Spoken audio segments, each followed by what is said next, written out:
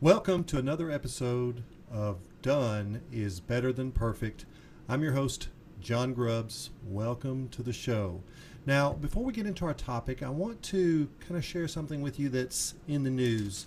So if you'll follow along, this is Florida in the news. Florida toilet explodes after lightning strikes septic tank.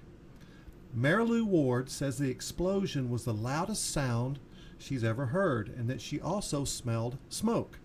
So in Port Charlotte, Florida, a Florida woman says lightning destroyed her septic tank and caused a toilet in her house to explode. Marilou Ward tells television station Wink News that the sole toilet in her Port Charlotte home was shattered into hundreds of pieces on Sunday. Ward says the explosion was the loudest she's ever heard and that she also smelled smoke. She says a plumber told her that lightning hit the methane gas that was built up in the pipes from feces. Ward says she'll have to get the toilet and the septic system repaired, but she's thankful no one was injured. So think about Miss Ward next time you are taking care of business during a lightning storm. Crazy things in the news.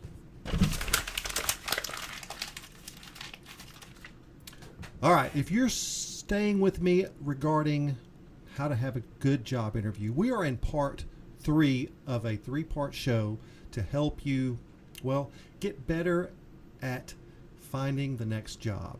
And, if you're starting at this video, make sure you go back and watch videos 1 and 2. They are about 8 minutes apiece, and I think you will find that this video will make much more sense once you consume the first 2. So how to have a good job interview, part 3. This is the final show in a 3-part series, and at the end I will share the most important tip of all when it comes to being successful in finding your next job. Stick with me and enjoy the show.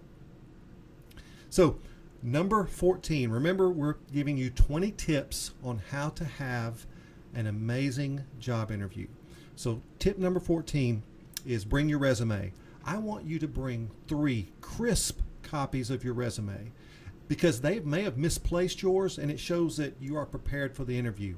Also, someone else may sit in on the interview and having extra copies will make you look awesome.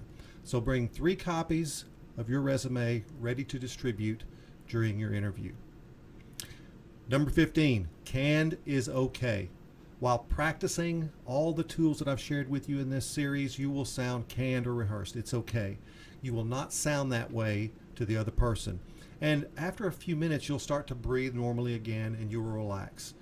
I try to get people to adopt the idea of what I call, it's combat breathing that I learned when I was in the military. And it's taking slow, deep breaths, holding them for 4 seconds, exhaling for 4 seconds. So inhale for 4 seconds, hold it for 4 seconds, exhale for 4 seconds. If you will do that before you go into the interview, you will be much more relaxed and you will get to that comfort zone much quicker in the interview.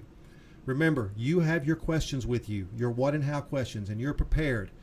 Your selling points, you've already come up with your selling points. You're prepared for this meeting. You're going to be fine. It's not going to sound as canned as you might think. Number 16, this is the dreaded tell me about yourself question.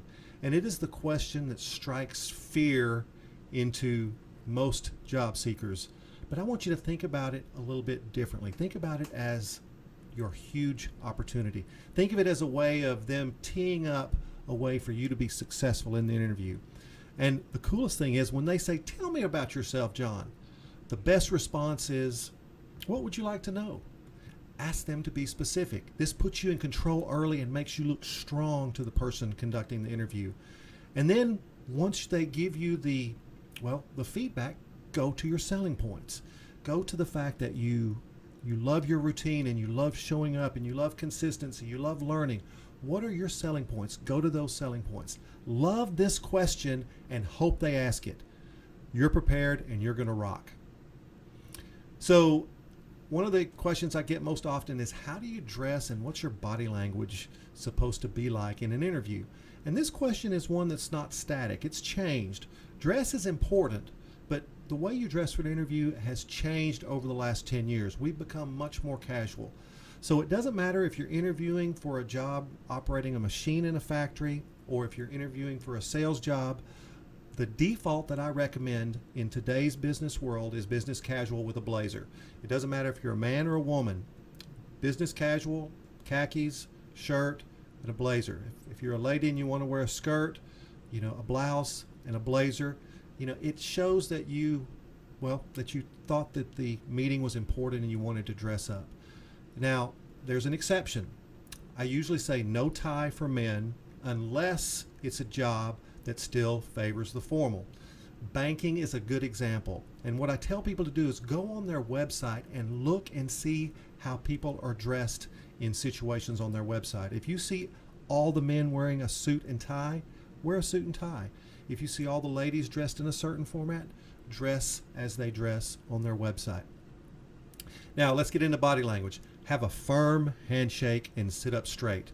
You may even lean in towards the interviewer when they're asking a question. This shows interest and it shows that you want to hear what they have to say. But the default is to sit up straight. And here's a big tip. No perfume or cologne.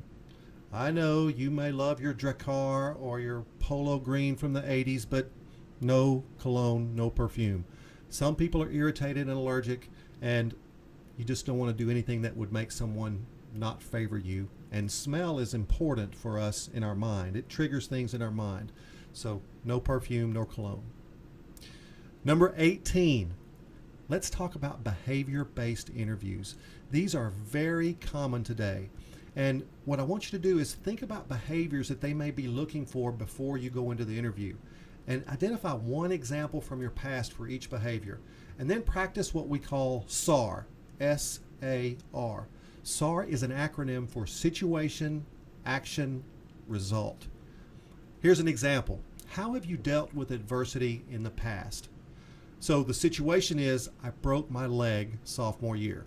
The action is, I hobbled to every game in practice and coached up my teammates. The result is, I became closer and learned how to support them without playing. I became a better teammate. So SAR, situation, broke my leg.